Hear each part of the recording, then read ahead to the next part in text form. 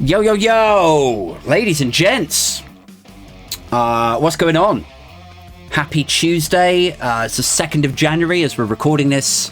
I'm on my lunch break, so here I am recording a solo podcast for you guys. Big news day today. I don't know if you've seen what's happening out there, but Jeffrey Epstein, who's been dead for 4 years now, I want to say. He killed himself in like 2019, I think. It's 2019 or 2020. It was thereabouts. Well, a lot of evidence relating to him is coming out into the public domain today. It's very exciting. It's Epstein-mus, if you like. Big day. Now, this is evidence that has been... They've tried to suppress it a few times. Most recently, I think in 2019, it was ruled that it should remain sealed, that it should be redacted, that there were people in there who hadn't been charged with any crime. And they just, frankly, they didn't want their names out in the ether for a load of nut jobs to start turning up at their house. And I would love to say that's them being overzealous and they're just, trying to protect the wealthy and influential and all that. But honestly, like, we live in a world where Alex Jones says something ridiculous on his show, and then the parents of dead children get hounded out of their hometown. Like, that happened. That is the modern world, is people with no credibility whatsoever who've been preaching utter nonsense about... Like, what was the big thing that Alex Jones came out with? If you're not familiar with Alex Jones, he's a very famous sort of shock jock political podcaster who does a show called InfoWars in the US, and he sort of came to prominence kind of off the back of his own stuff, but also off Joe Rogan, and he are like friends from like way back, so he had been on Joe Rogan's show a few times, and I think he probably played quite a big role in blowing him up pop culture wise. And he came out with this, Alex Jones came out with this theory or something. He was like, something to do with Obama turning the frogs gay. Some sort of like ridiculous aspersion cast on Democrats, vaguely left-leaning Democrats, as though they were rabid Marxists who were trying to even turn the frogs gay in his town or something. It was something ridiculous like that. So he has no, in my mind, he's got no credibility whatsoever. And yet someone like that can come on his podcast, his internet-only podcast, and suggest that the parents of dead kids from a school shooting were just crisis actors, and there's enough lunatics who tune into Alex Jones's show that they're like, oh my God, Alex Jones said it? Well, it must be... Jolene, get me my gun and my backpack. I'm going to hunt down the crisis actors. It's like, off they go. So I would love to think that if they just unredacted the names of innocent people, that the general population would be fine and they would take it reasonably, right? But I think we all know that that is not what would happen. So anyway, this is a long and, drawn out way of me saying that these names are now going to be released. I think there are 70 redactions or names that will remain sealed or whatever. And a little bit of history for you. I wrote quite a lengthy thread about this on Twitter this morning. But this is how we've got to where we are now. Okay, if you're interested, if you want a little bit of history, I'm going to take you through how we got to where we are now with these Epstein names, okay? Because maybe you're thinking, well, hang on a second, I thought they were all sealed. I thought, like, everyone was always banging on about them online saying, how come none of the other names have been revealed? How come it's just Ghislaine Maxwell in jail? It's always the woman paying the price for the sins of the dirty, filthy men. So let's go through it. So obviously Epstein, very famous. I don't need to tell you who he was. He's big, billionaire matey. And he had his own private island. And it's called Little St. James. And if you don't know where it is, it's sort of in the US Virgin Islands kind of area, not far from Puerto Rico, which I can never say properly. It's one of these things I dread. Like when I see it in a sentence, I'm like, I'm going to mess it up. No. It's like Kuala Lumpur. I always say Kuala. I've started calling it KL now because I'm like, I just can't deal with it. You know, when somebody mispronounces something and you look at them immediately, you're like, oh my God. say that again. So it's KL now. Puerto Rico. I can't say it. So anyway, his island is not far from there. And it's called Little St. James. And it's about 80 acres wide. And it's very secluded, very private. And narcissistically, he called this island Little St. Jeff. Not Little St. James, Little St. Jeff.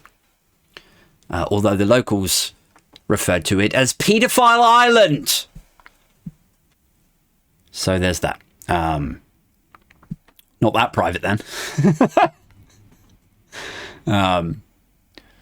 Anyway, so by now you will be aware that, you know, Epstein had this long time on-off girlfriend called Ghislaine Maxwell, who was Robert Maxwell's daughter. And there's a lot of rumours, I mean, it seems fairly well established to me, but, you know, people still refer to it as rumours.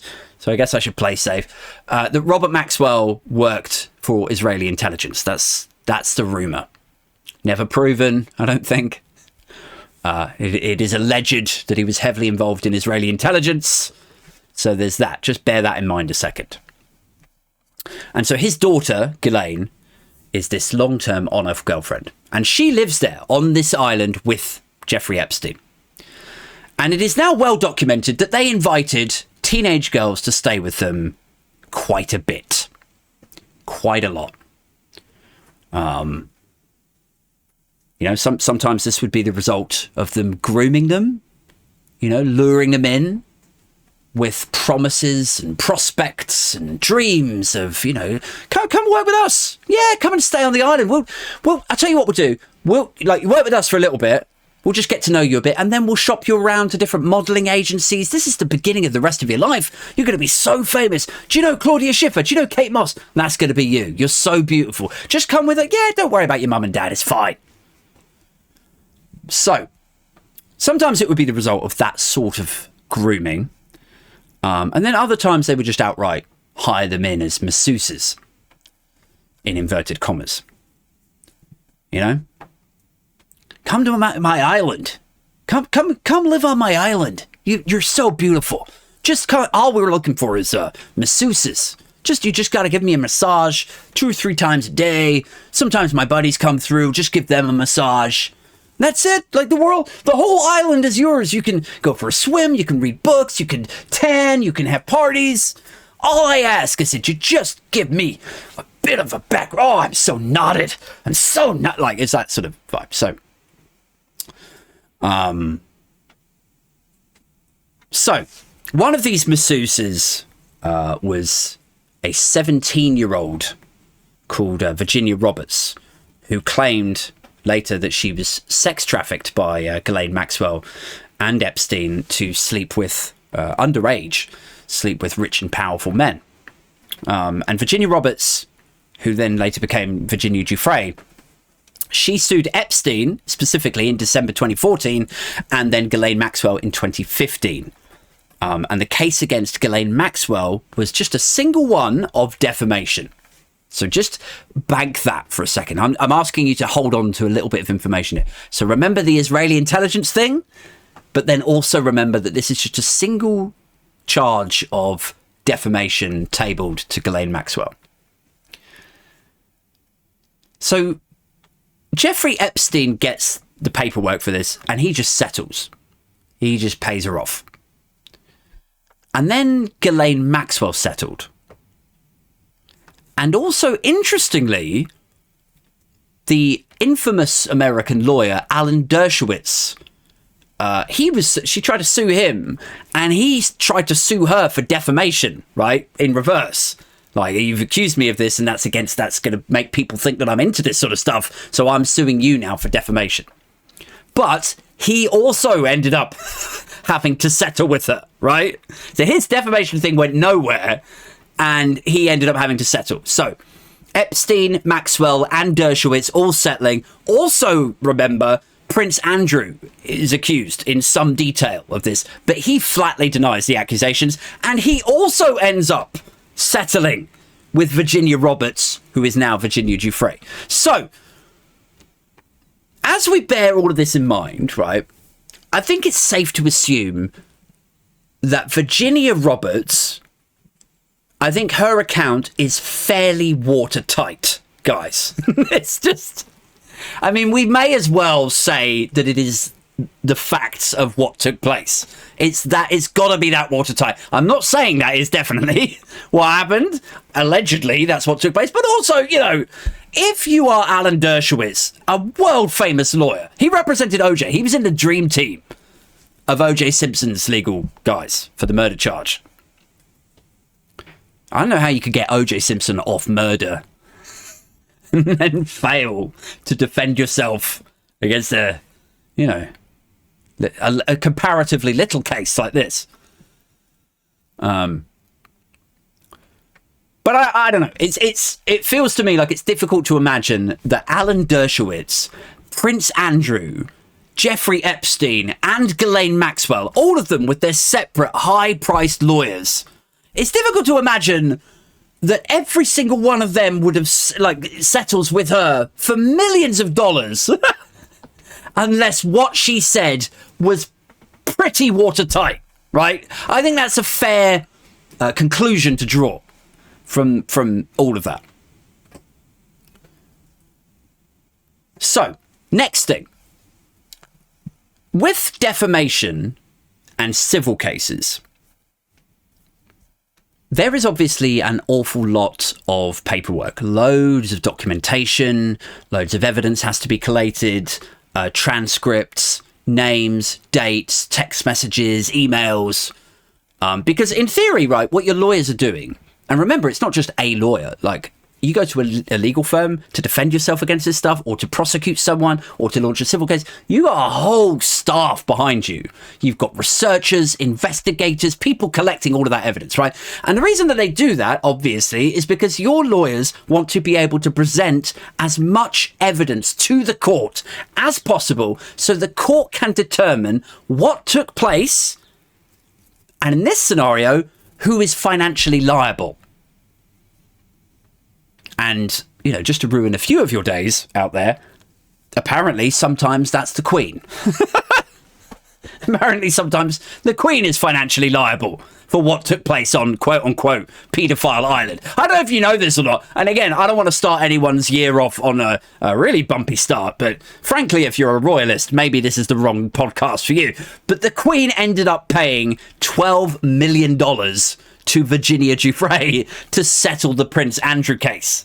It is ultimately the Queen who lent the money to Prince Andrew, who then paid it to Virginia Giuffre to make this all go away. That's the only reason Prince Andrew is walking into the church for the royal family Christmas service and not hiding out somewhere else on his own private, very secluded, ostracized islands type thing. So, yes, where was I? Oh, yes, right. So, back to the Maxwell case that I asked you to bear in mind. It's one single defamation case. Now, that relates to Virginia Giuffre saying that these things happened, right? She said that Jeffrey Epstein loaned her out to rich and powerful people, but she also said Ghislaine Maxwell was a sort of mastermind. Ghislaine Maxwell would bring her in and kind of make her have sex with her and Jeffrey, and it was like she said their whole lives revolved around sex. And so insofar as Virginia Giuffre's allegations are concerned, Ghislaine Maxwell's involvement in this is at least as much as Jeffrey Epstein. And so then Ghislaine Maxwell says that she's a liar. She says that is not what happened. And so then Giuffre sues Maxwell for defamation. Now, in suing Ghislaine Maxwell, this is where it gets a little bit funky. In suing Ghislaine Maxwell, going through that civil case, now the lawyers are starting to collect the information. Now the investigators are picking up the phone.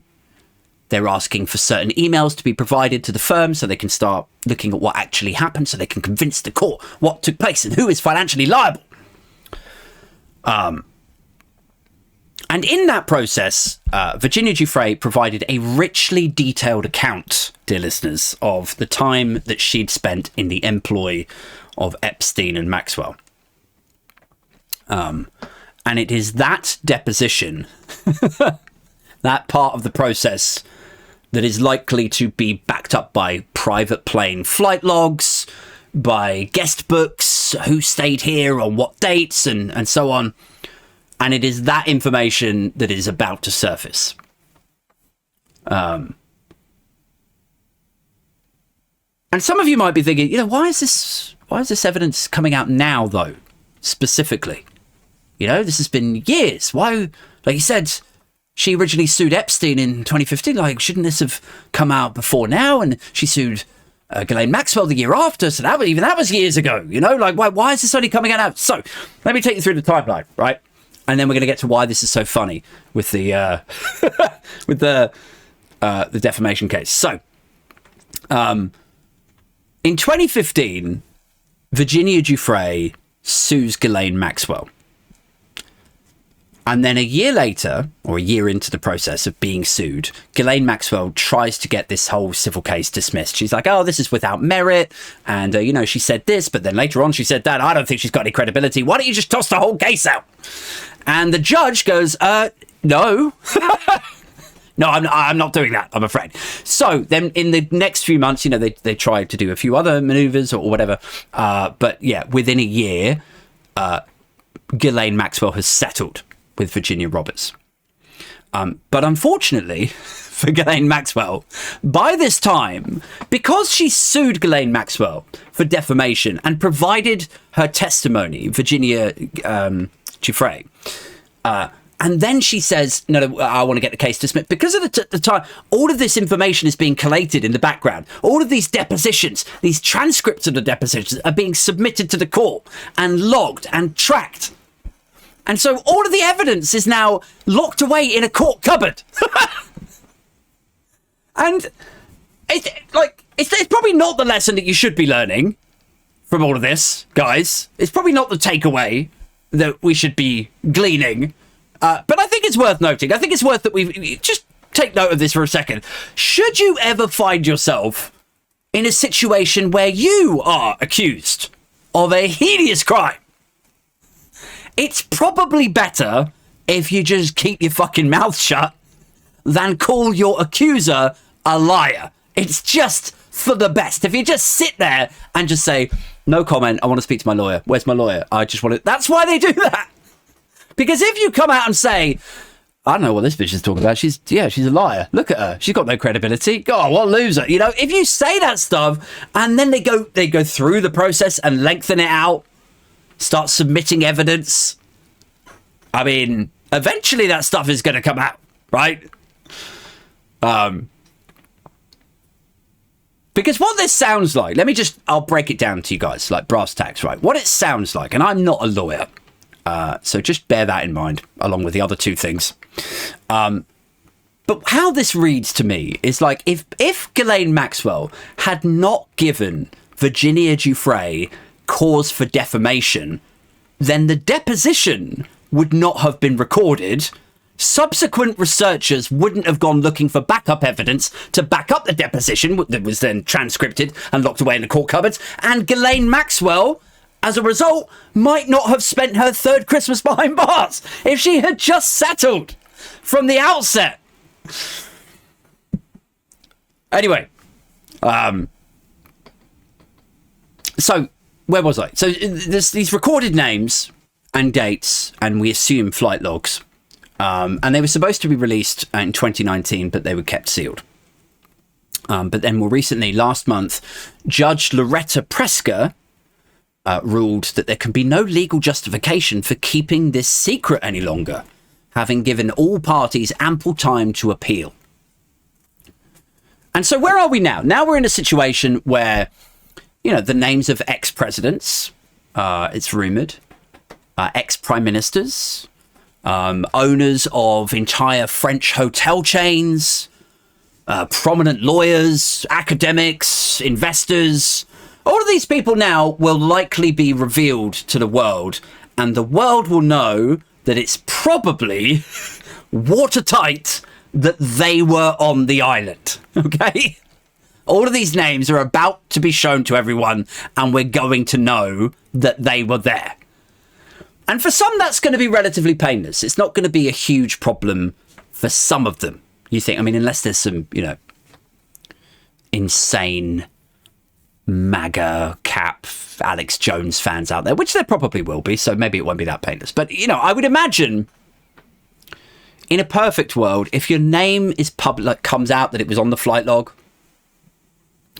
like, it would be embarrassing to have your name on there with all the context that goes around it. But ultimately, you know, if you were a chef or head of security for a billionaire, you know, it's not going to be shocking to anyone that you flew out to his home with him. You know, that would make sense. You'd be like, yeah, I was head of his personal security detail, so obviously I spent a lot of time with him, right? That was the fact that you're on the flight log isn't that shocking. It's not a big reveal or anything. But if you were one of these people, I would expect that you would be out in front trying to get ahead of this scandal, trying to get ahead of your name appearing on it. You know, like an interview in People magazine, where you're like, yeah, I was Epstein's chef. I spent a lot of time at all of his properties. I always cooked his favorite meals, and no, I never saw anything, but my name will definitely be on the flight logs. It will, you know, like something like that. Because then at least it looks like you're not running away from the allegations. You know, you've got nothing to hide. You're holding up your hands, and you're preparing people so that then when the big reveal comes, people are like, oh, yeah, no, well, we know about him already. You know, it's like, it's less shocking. Or maybe, you know, I found a news story earlier where there's, actually, it is his chef, right? Where it's in the Daily Mail. It says, pressure piles on Prince Andrew to speak to the FBI after British celebrity chef who worked for Epstein for 4 years fully cooperates with probe. That is a nice headline. If your name is going to come out on the flight logs, that's the sort of headline that you want. You want like, he's fully cooperating. Yeah, and he's holding his hand, you know? That's the way you get ahead of a story, guys. So for some, it's going to be relatively painless. But for others, though, today is going to definitely be something of a pinch point in their lives. And their marriages, no doubt. Today's going to be as significant to their marriage as their wedding day, I think, for totally inverse reasons. Today is going to be the moment where, after years of denials, it is going to be shown to be more likely than not that they did visit the island that they said they never did. Okay? And it's going to be at precisely the same time as Virginia Giuffre originally alleged. So who is that likely to be? Let's talk about that for a second, shall we? Who is likely to be revealed? So I don't think I'm going to win any, like, you know, news scoop prizes for saying this, but Bill Clinton is a name who has been bandied about. Now there's real, like, gale force winds going on here. I'm so sorry if you can hear that. And if you can't hear that, I'm so sorry that you've just had to listen to me say there's real gale force winds here, blub. But anyway. So Bill Clinton, right, he's flatly denied that he's ever set foot on Pedophile Island. I've never been there in my life. But then he did also swear blind that he never had sex with that woman, didn't he? So, you know, I'm not sure Bill Clinton is 100% believable. I mean, I'm also not saying he lacks the same credibility that Alex Jones. He's not quite on Alex Jones level. He's not talking about gay frogs yet, but I'm just saying, integrity wise, I'm not sure if we can 100% believe everything that Bill Clinton says. So he's denied for years that he's ever set foot on Little St. Jeff. Now, if it is revealed today that he did indeed visit Little St. James at the time that sexually trafficked minors were being paid to have sex with powerful individuals there, if that comes out after years of him lying that he's been there, you have to ask yourself, why would Bill Clinton lie about that? You know? And I keep saying this, I'm not a lawyer. I cannot stress that enough, guys. I'm not a qualified lawyer. But just, Bill, if you're watching, if you're listening, honestly, like, why would you lie? I'm not sure there's a nice answer to that. I'm not sure there's a positive end to that exchange if you feel the need to answer me. Like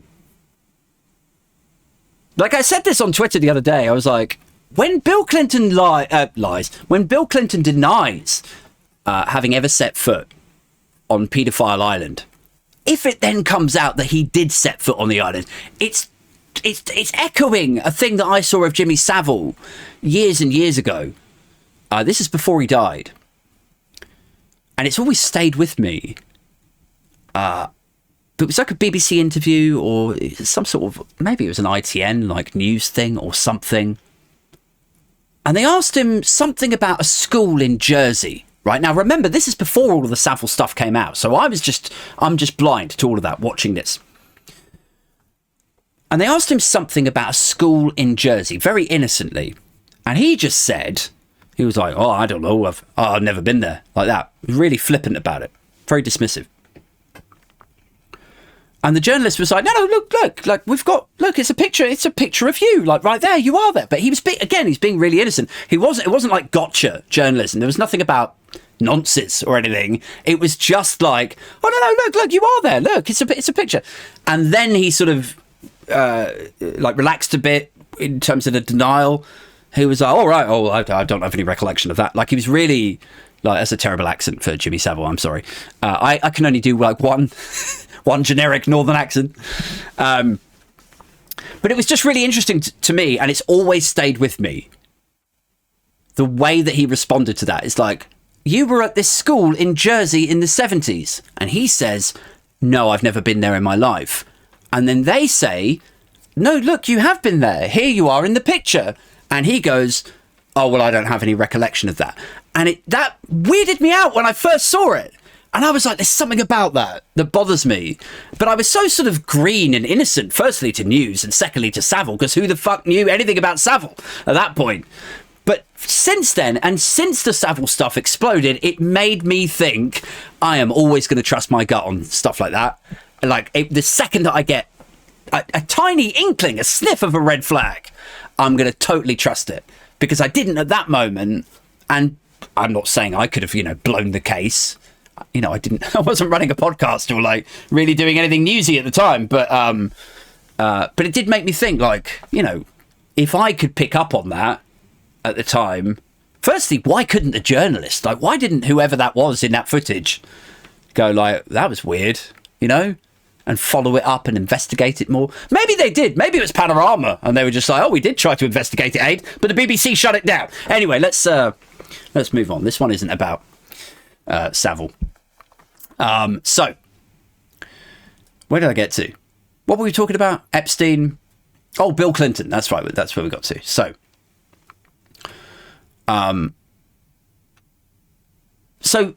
with Bill Clinton denying that he's ever set foot on there, and then if his name does appear on the flight logs going into that island, I think he's in a world of trouble.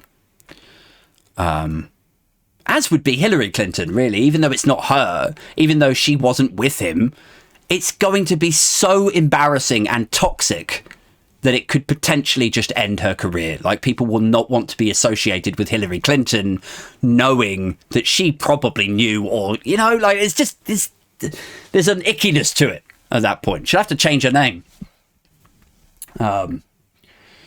So, I mean, the grooming and the sexual abuse with this is the key thing, isn't it? That is the story. Is like, it's not kidnapping of children, but it is like, it's grooming, it's luring, it's power dynamics, it's prostitution, it's trafficking, blackmail.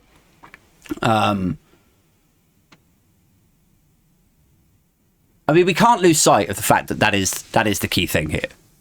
I mentioned on Twitter earlier that it's a story that is harrowing of people's callousness, and that the survivors involved excuse me, they may never recover from the way that they were treated by Ghislaine Maxwell and Epstein.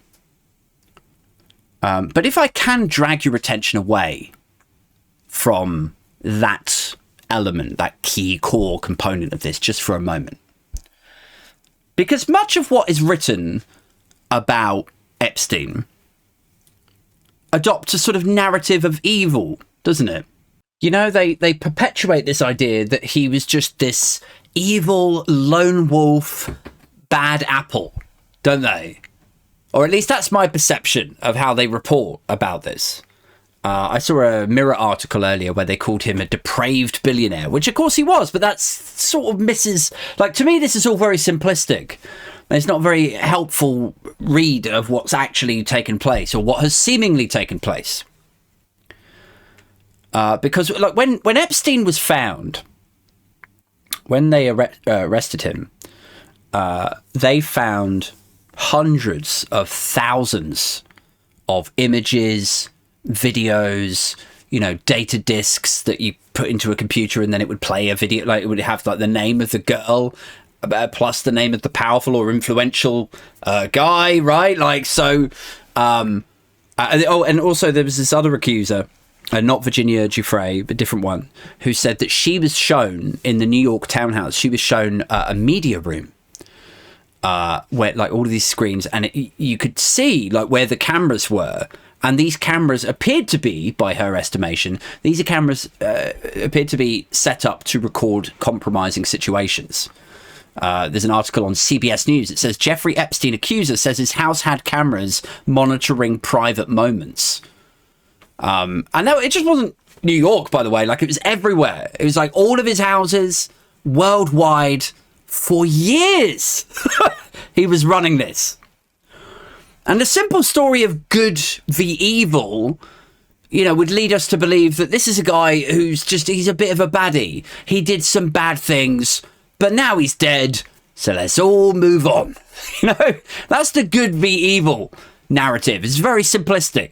But the likely truth, in my mind, is just harder to accept. You know? The truth of it, I think, and, you know, a lot of people would agree with me with this, is that Jeffrey Epstein and Ghislaine Maxwell were running an international honey trap operation. And it was probably for Israeli intelligence.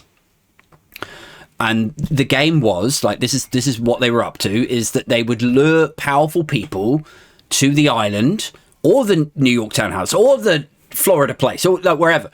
They would lure them to these properties under the guise that it would be, you know, we're going to socialize, we're going to have debates, there'll be investment talk, and we're going to network with each other. And then they would have left, you know, a day or two later, having compromised themselves with teenagers, right?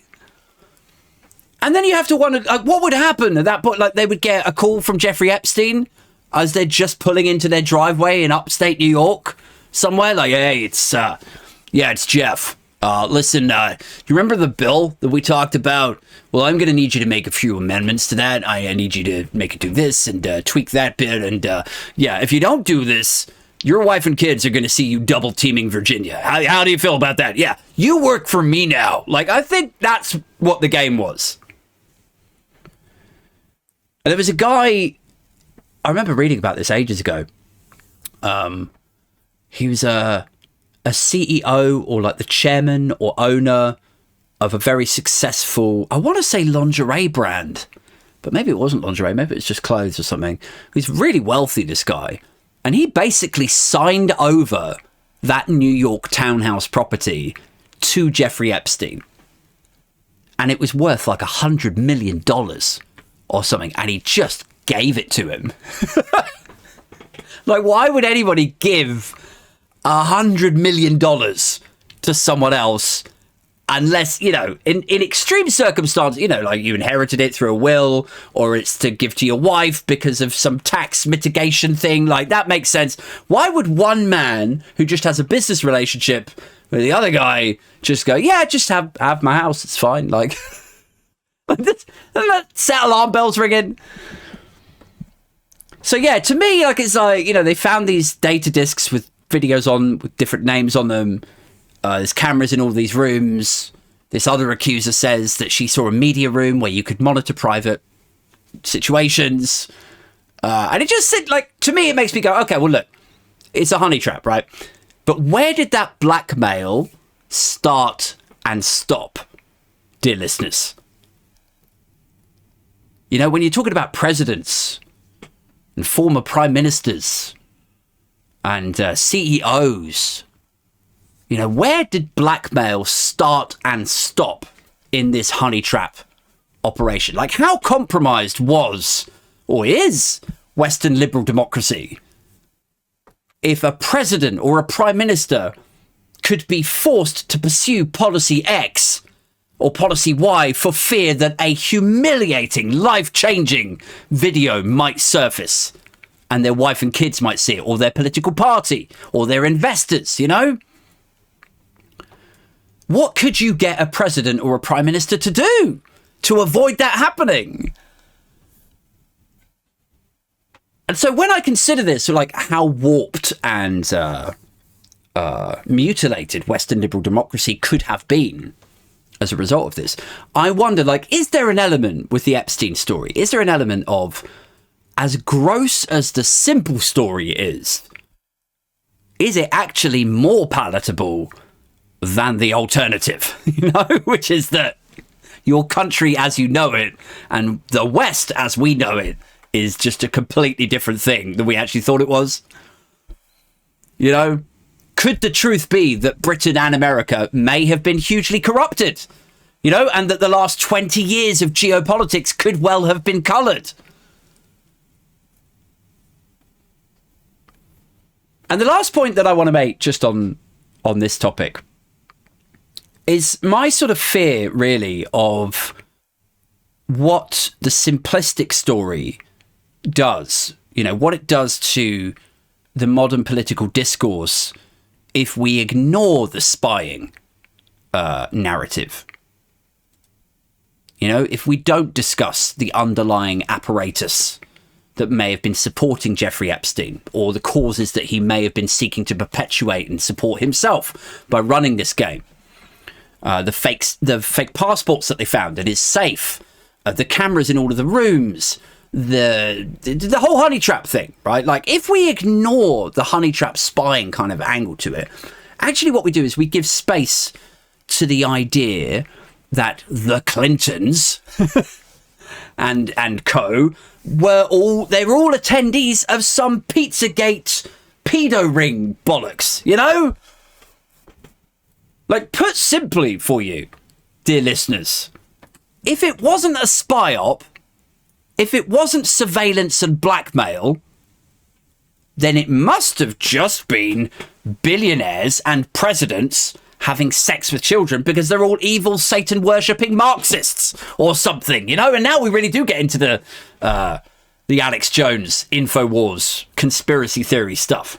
It gives, by ignoring the spying element and what I think is the most realistic explanation of what took place, by ignoring that, you give oxygen to what we should playfully refer to as QAnonsence.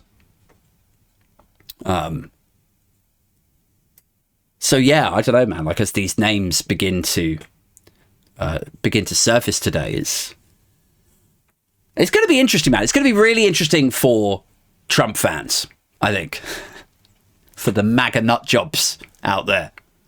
It's going to be a hard day for the red caps, for the very few of them who are still capable of doing mental gymnastics. It's going to be a tricky day for them, because if and it is an if still at this stage, if or when Donald Trump's name appears on a flight log,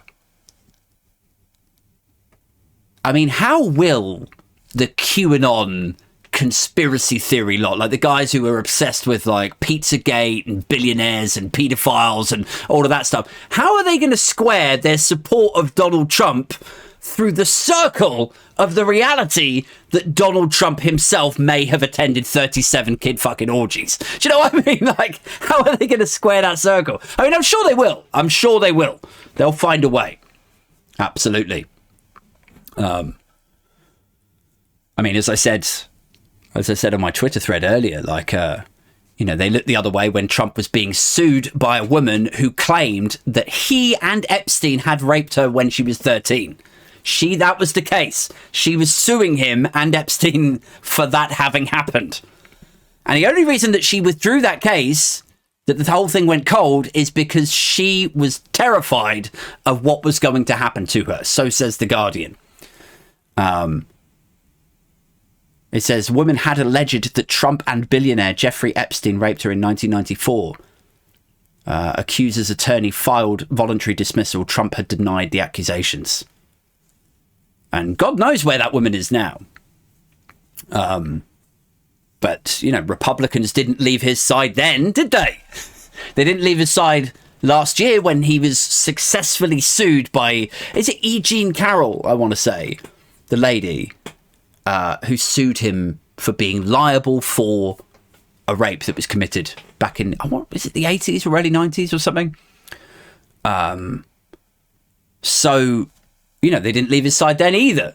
So if they're not going to leave his side when he was sued for this stuff involving a 13-year-old, and they're not going to leave his side for the grab him by the P word, and they're not going to leave his side for having been sued for everything else, I don't suppose this is really going to make much difference, is it? Like, I mean, the only ambiguity of this, to my mind, is what is going to be the wriggle out. Like, how are they going to justify it to themselves that they continue to support this guy when they've made such a song and dance about drag queens sexualizing children just for reading them a story, and then it turns out that their boy has done, allegedly, maybe, possibly done awful things literally done them himself with children. How are they going? What is the psychological gymnastic maneuver that they're going to do? Are they going to say that it's been doctored? Are they going to say it's a mid-journey deep fake of flight logs? Or maybe they're going to say, I know what they're going to do, right? They're going to say, yeah, he was on the plane. Yes, he was there with Jeffrey Epstein. But he only went to Pedophile Island to try and shut it down. I reckon that'll be it. They'll be like, okay, look, he was there. But he only went to just wag his finger and tell Jeff that this was just not on. I don't know. What do you guys think? What do you think the excuse is going to be when it does turn out? Or if it turns out, I've got to be really careful here. If it turns out that Donald Trump has flown on the Epstein Express. What was it they called it? Did they call it the Lolita Express? I'm sure I remembered that. That was the name for his airplane. I mean, how anyone can plead anything close to ignorance with this? Like, well, I didn't know what he was up to on the island. I didn't know, I just invested with him. I didn't know what he was up. Everyone calls this plane the Lolita Express. Everyone calls this island Pedophile Island. He's already been convicted of having sex with underagers by the point that Bill Gates is still hanging out with. There's no excuse for ignorance with any. It seemed like an all right guy to me. What? I don't know. Anyway, guys, that's it for this one. Do stick around for the Friday night guest show. Can't remember who I've got on it this week, but I booked a load of guests for January and February, so hopefully it's someone interesting. And if you're enjoying the show, if you're enjoying the punk politics in the morning, paper reviews and stuff, do consider joining my new YouTube community. You can click the join button just below this video. And if you're listening on Spotify or Apple Podcasts, just know that all of the podcasts go out to YouTubers who are in the community, or Patreons. If you want to go to patreon.com/Aid Thompson. All of the podcast episodes, they go out to supporters first, if you like. So, yeah. That's it for this one. Guys, take care of yourselves. Until next time, I'm out, this Mother Hubbard.